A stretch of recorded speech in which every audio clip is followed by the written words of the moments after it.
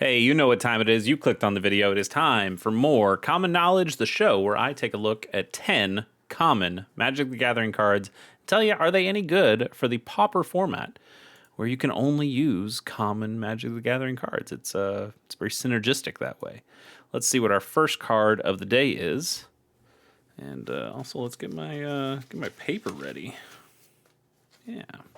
While this internet continues to get flummoxed. Predatory impetus. Oh, goodness. It's 4 and a green for an enchantment aura that enchants a creature. Enchanted creature gets +3/+3, must be blocked if able, and is goaded. As you can see, it's part of a commander set, and then Ravnica Clue Edition. Who the hell knows what that's for? Predatory Impetus is not a 1v1 magic card. I guess it could be used that way. Maybe. Goading a creature, this is made for multiplayer formats where goading a creature will force, you throw it on your opponent's really big thing, or I guess really small thing, and this makes it bigger. And then it has to go attack other opponents instead. That's nice. That's really nice in like a commander format, or I was going to say even two-headed giant format. Maybe in two-headed giant, you could play this on your partner's creature, and it's a little bit, I don't know. It's really just a commander card, right? The +3/+3 is nice. The must be blocked if able is also pretty nice, especially in commander when, you're going to force combat to happen. You're going to force something to probably die, get chumped one way or another. And that's nice. In Pauper, this is useless, more or less useless, right? There's easier ways to get +3/+3 on a creature. There's easier ways for a creature to have one of your creatures must be blocked if able. Goading it, even though it says it can't attack you, it still says it must attack each turn. So if you put it on one of your creatures, you're forcing your creature to attack every single turn. That's not something you always want to do. Sometimes, sure, that creature's always going to attack. Who cares? But having the option to stay back and block if you need to is an important one. And I suppose you could put it on an opponent's creature, and then, their little guy who's giving you a lot of trouble, and then they have to attack in with it, unless they tap it down before combat or something. They have to attack in with it, and then you can block it and kill it.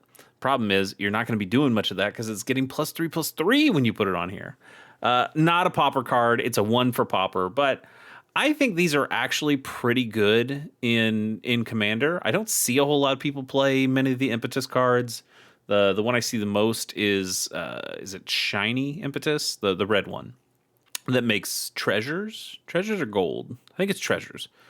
It makes treasures when it attacks. So it's just a way for you to get some mana and to be kind of a removal spell. That's really nice. I like that, but not here. Not for this. Gets a 1. Moving right along. What's our next card? It's Fyndhorn Elves. I think we just did Fyndhorn Elves. Didn't we do that really recently? I love Fyndhorn Elves. I think I am Fyndhorn over Llanowar. I think I just like it. And it's this art specifically. It's this Igor art that I'm a big fan of. I mean, this is classic art as well. Nothing wrong with that art. It's just not my favorite. But yeah, I like Fyndhorn Elves. I like them.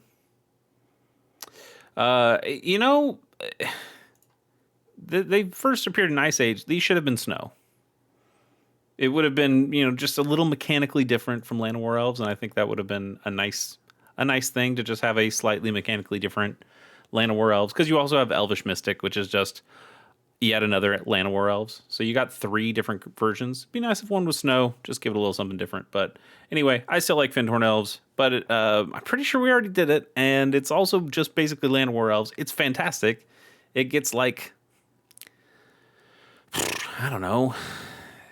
In Pauper, I guess it's a little less good. Did we do this? Did I already give this spiel? I'm not sure. Well, we're gonna rate it anyway, but kind of not count it. I give this like an 8. I think it's a little less good in Pauper when you don't have giant, crazy threats, the like super game changing threats that can come down, and yet it's still turn 1 ramp. That's good. That's good. All sorts of decks want this. The deck that probably needs this the least, Elves. It's just kind of wild, right? But Elves has so many other tricksy things that it does. Your Priest of Titania gets you enough mana. Your Kyrian Ranger is able to help do that to enable that stuff. And it's just the I forgot what it's called. It's not Timberwatch. That's the one that makes them giant. But there's another one that when you tap down a couple creatures, it makes a mana, and that can be more useful than a Llanowar Elves, Fyndhorn Elves, Elvish Mystic. But there's still decks that want this, and then also Arbor Elf. That's another one that's a little tougher. That's a tough matchup for this because Arbor Elf untaps a forest. Well, if you're in any sort of deck that is putting down enchantments to make a land tap for more than one mana, that becomes more mana than what a little mana dork like this does. So there is some competition. I would certainly say that Fyndhorn Elves and Llanowar Elves and the other one are not as useful in Pauper when a lot of people are playing more of those strategies. They're still good. They're still good. I think this is an 8 all day. Like I said, we won't excuse me. We won't count it for today, but what a card. What a card. Jaraga Bard is a 3 and a green for a 1/4 elf rogue bard ally. Oh, they added Bard. I guess Bard makes sense. He's called a Bard. Of course he's a Bard, but he didn't used to be a Bard. And never Bard on the actual card itself. No Bard card. Whenever this creature or another ally you control enters, you may have ally creatures you control gain vigilance until end of turn. Not too bad. Not too bad. I have not seen an allies deck in Pauper. I've seen it in Commander. I've seen it do some really nuts stuff in Commander. But in Pauper, not sure. I want to do a... Here we go. I want to see... Give me type ally. And we'll say legal in Pauper. Where is it? There we go. What do we got for allies in Pauper? Ally creatures get +1/+0. That's not terrible. Put a 1/1 counter. Yeah, from the Avatar set. That's a little expensive. 1/1 counter on this guy. That's not bad. Just kind of looking. How many do you have to look through? That's more than I'd like to look at, but actually, you know what I can do? I can say when ally enters. There you go. 19 cards. That's what we're looking for. So +1/+0, +1/+1 counter on this guy, +1/+1 counter on this guy, but cheaper. +1/+1 counter on this guy, but even more expensive. But trample. That's nice. Mill. Ally creatures gain first strike. That's okay. One we just saw. Drain. Drain's okay.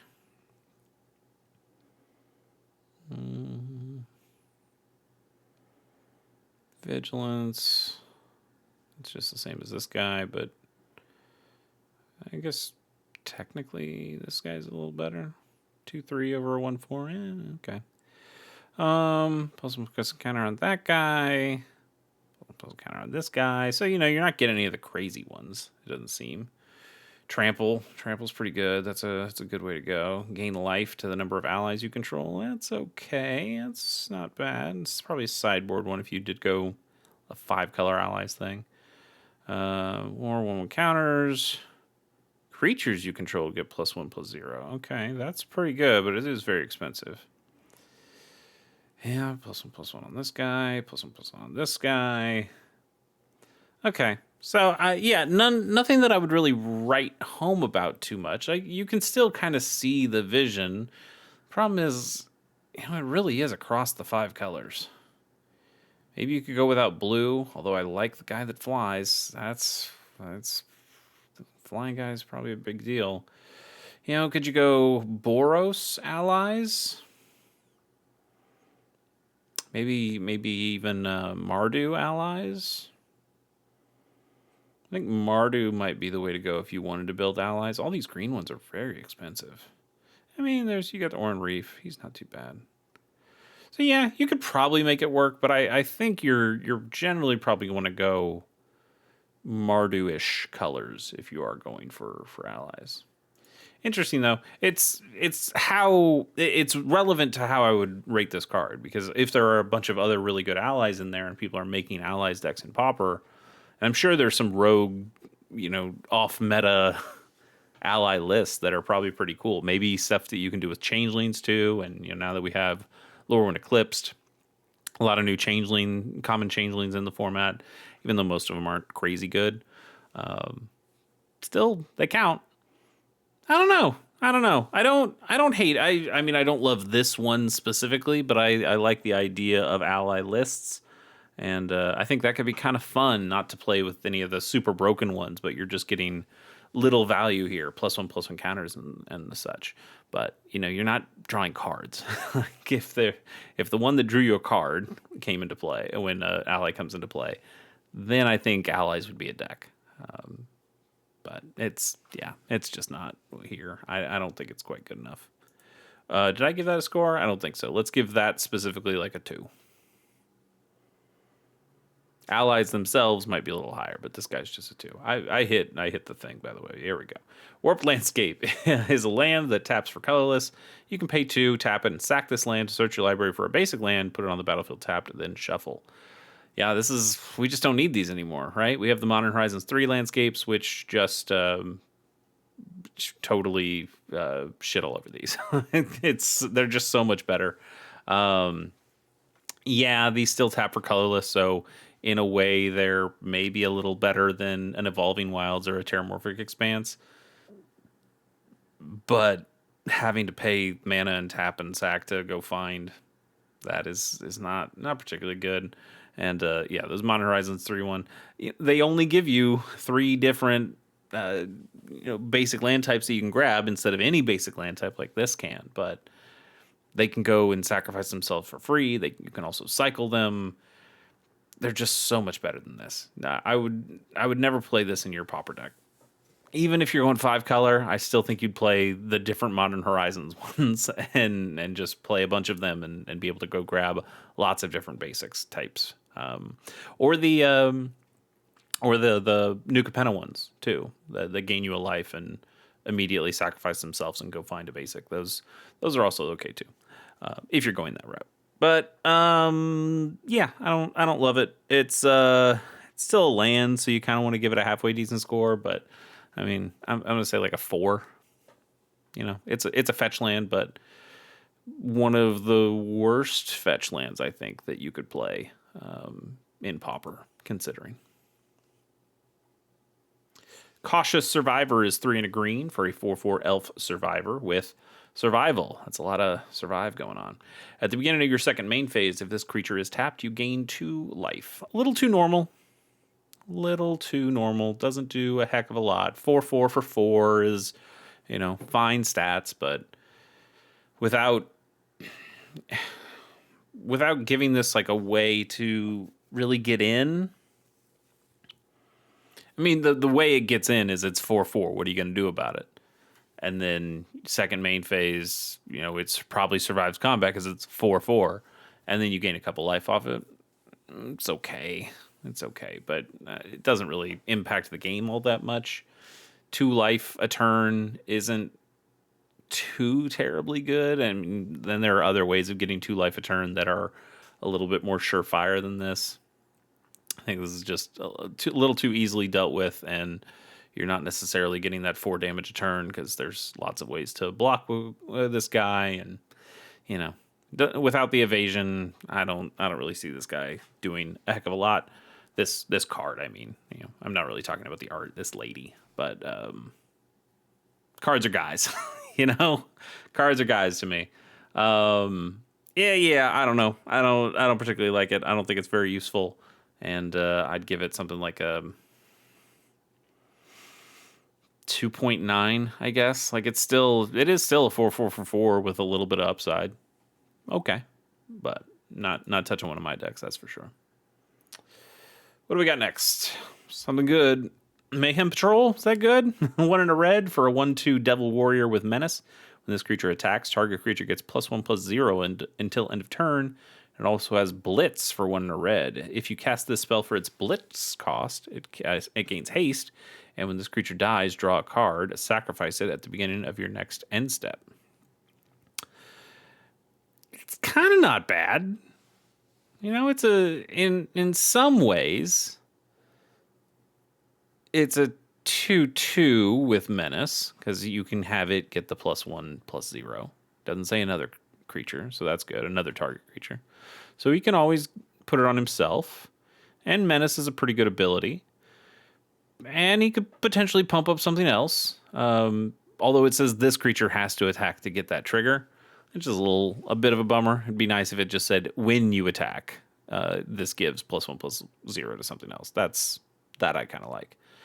Because he is pretty fragile. And somebody will block him, and then you didn't really get a whole lot of value out of him. Blitzing this. How useful is blitzing this? Costs the same as the guy costs normally. So what you're getting is the haste and the drawn card. It is a little bit like a cantrip in that way. And that's not nothing. You know, a 2/2 haste menace. Okay. It's a little better. That draws you a card. It also fills up your graveyard if you do need something for that. You know, that's a pretty good way if you're going to play the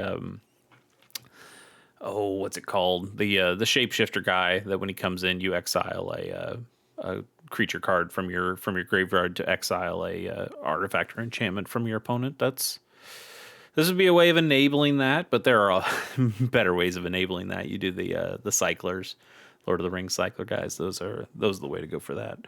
I don't know. I don't hate him, but he doesn't really have a deck that I can think of that he goes in.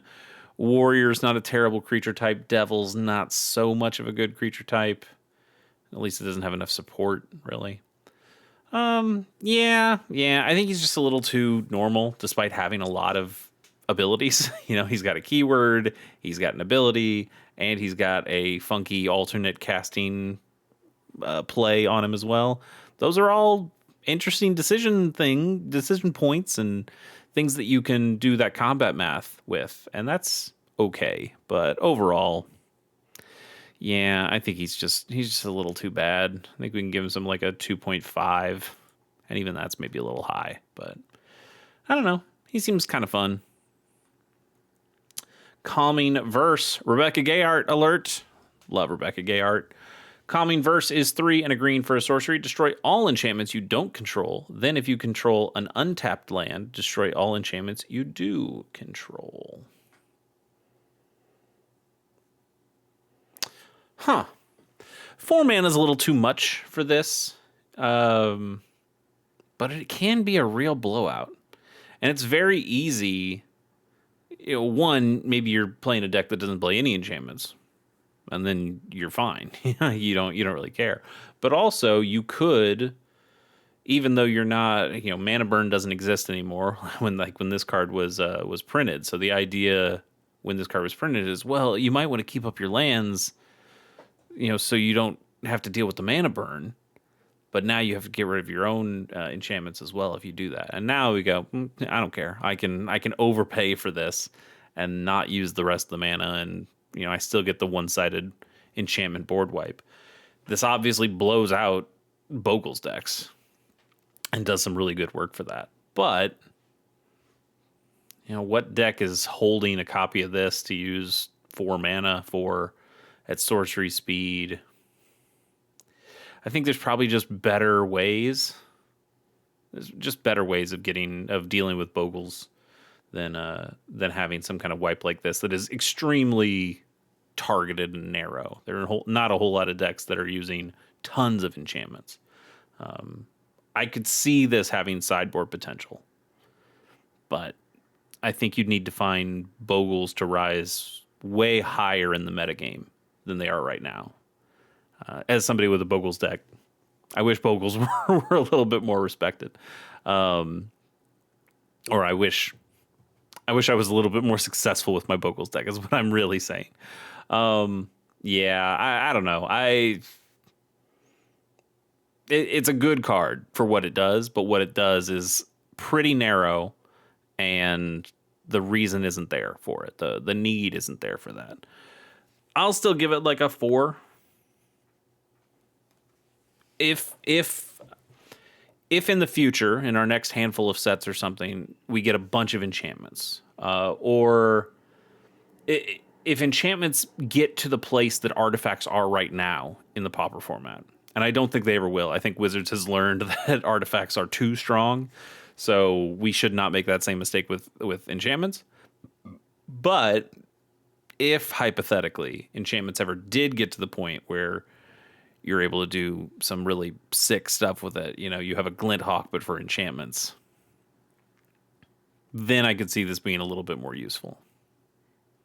Because I could see, some Orzhov Blade decks that are a little less about Blade and more about Hopeless Nightmare and other dirty enchantments. And that could be cool. I would love to live in that world. And then maybe a card like this is a little bit more viable. I don't know. I think four's a fine score for this. Faithless Salvaging is 1 and a red for an instant. Discard a card, then draw a card. And it also has Rebound. If you cast this spell from your hand, exile it as it resolves. At the beginning of your next upkeep, you may cast this card from exile without paying its mana cost. So you get a second copy of it. So it's a little bit like Faithless Looting, right? But you get it turn over turn.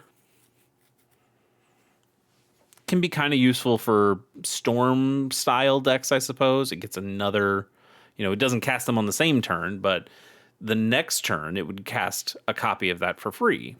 Okay, so you get your Storm count to 1 at the beginning of your next upkeep. All right. Gets you a couple shots at some card selection stuff. But really, Faithless Looting's in Pauper, and it works there.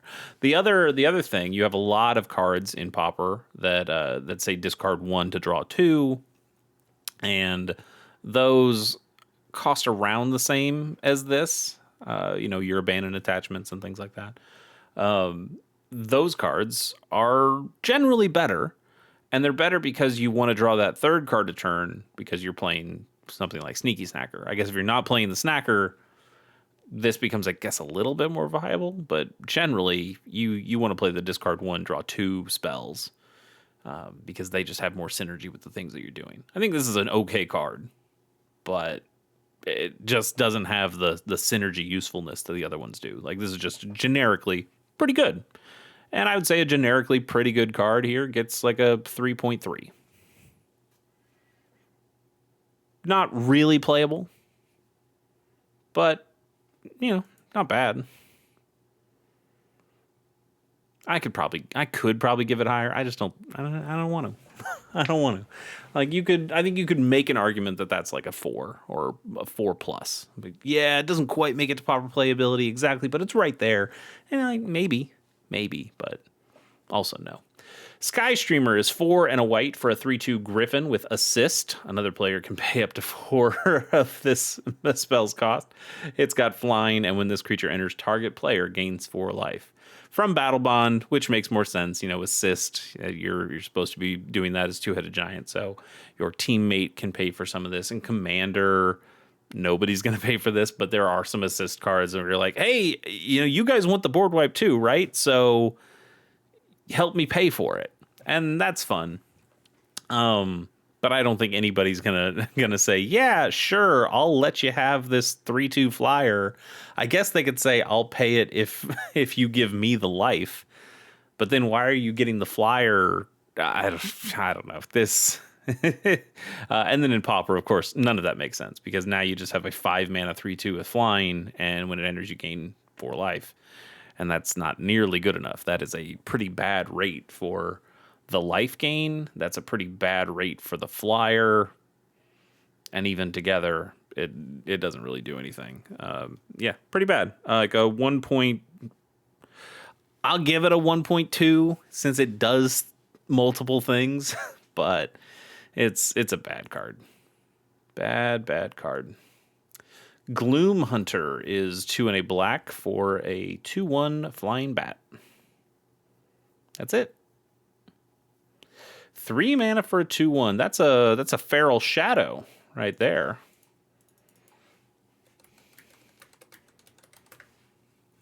Feral Shadow, a card I really do like. 2/1 fly. I mean, I don't.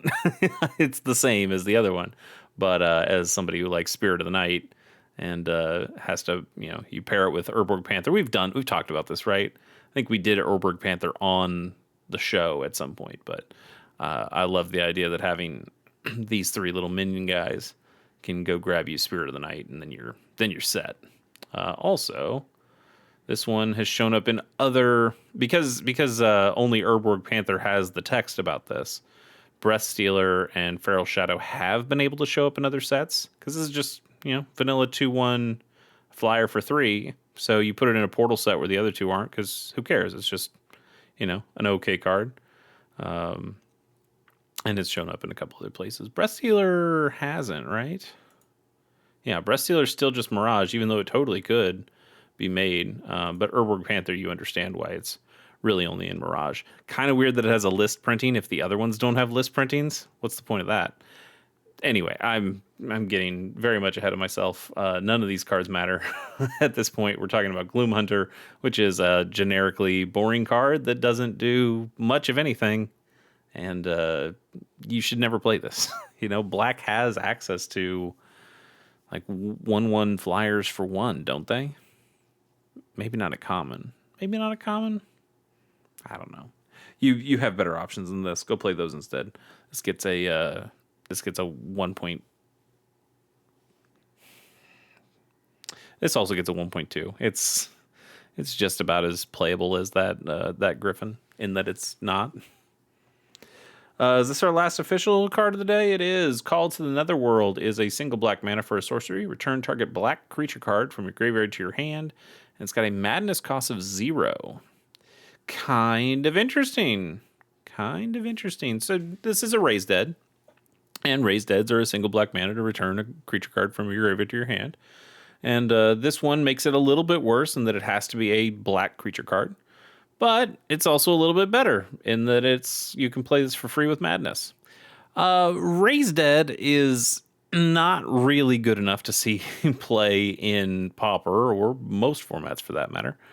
And I would even say that despite Madness being a deck archetype in Pauper, there are Rakdos Madness decks that do quite well.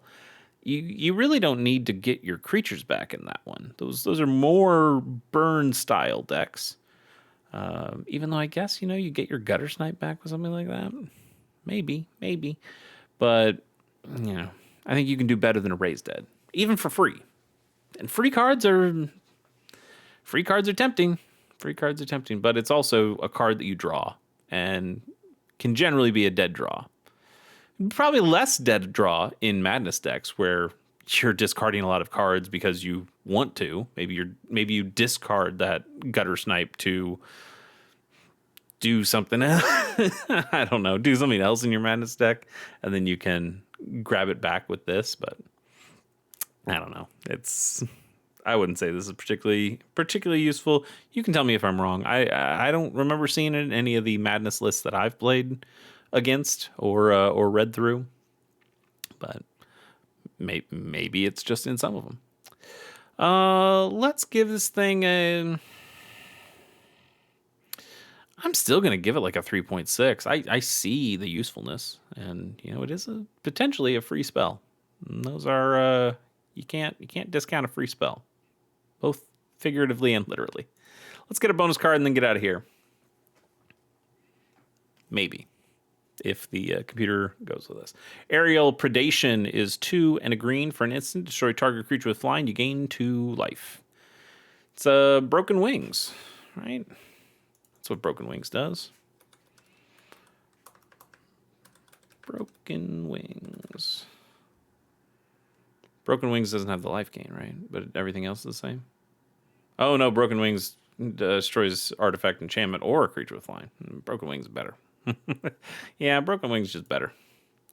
We've seen a number of these green instant cards that hate on flyers, and they can be okay. I would much rather have Broken Wings that can do other stuff, and I wouldn't even play Broken Wings. I would play other cards instead. But the other thing to consider when you're playing these, if you're playing these, is what flyers are you really conceivably going up against in Pauper? Not to say there aren't flyers. There are plenty of flyers. But the flyers that you're going up against are fairies. Most have 1 toughness. Do you really need to, and are very cheap. Do you really want to pay 3 mana to take out a fairy? Probably no. Glint Hawks and Core Skyfishers in either Orzhov Blade decks or Boros Synthesizer decks, or any deck that is doing a lot of bouncy stuff. That's a 2/2 flyer and a 2/3 flyer respectively. Okay, but still, you're losing out on mana value by killing those things with a 3 mana card like this. What other flyers are you really going up against very often? I don't know. Like, I have a Dragons deck, like a Gruul Dragons deck. That's not a popular that's not a popular meta choice. I'm sure there are other flyers that I'm just not thinking of right now, but the 2 that I'm thinking of most are your bounce flyers and your fairies, and those aren't really worth killing with a card like this. So I don't know. Maybe the heroics, right? The mono white heroics that play the Skyward Spider, but that has Ward 2. So are you going to pay 5 mana to kill a creature? Oh, that's a lot of mana. That's a lot of mana. And it doesn't always have flying either. It needs to be modified before it has flying. So I don't know. I don't think these cards are very useful in really any case until we get a lot of much beefier, bigger flyers at common. And I don't think we will see that, because those would be very good. Like, those would be too good, I think, for Wizards to even consider printing giant flying commons at good rates. There's certainly big flyers at bad rates that you can play, but those don't see any play. So until you get to the point where the math makes more sense, these cards are just kind of pointless. Speaking of pointless, thanks for joining me on this episode. Hopefully next time we'll get some bigger banger cards. So until then, we'll see you.